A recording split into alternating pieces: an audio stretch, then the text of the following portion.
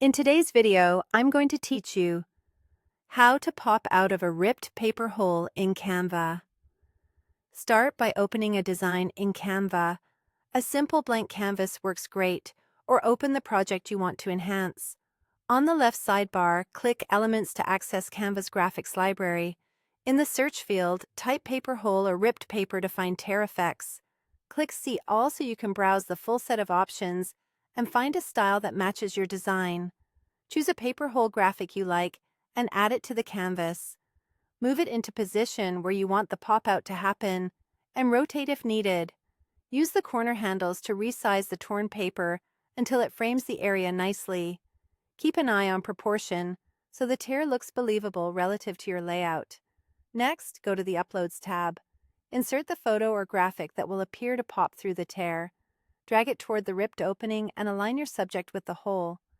Resize the image so the scale looks natural.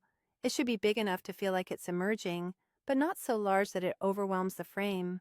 With the image selected, click BG Remover to cut out the background and isolate your subject. If you have the option, give it a moment to process, then refine as needed.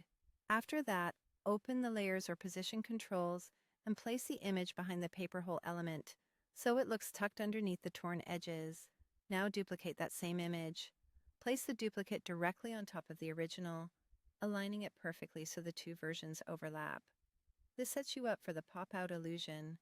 Make small adjustments to the top copy, nudging and rotating if necessary, so the parts you want in front will stand out. Finally, crop the excess on that top copy so nothing spills where it shouldn't. Use the crop handles to trim away areas that should remain behind the paper, keeping only the portions that should pop forward.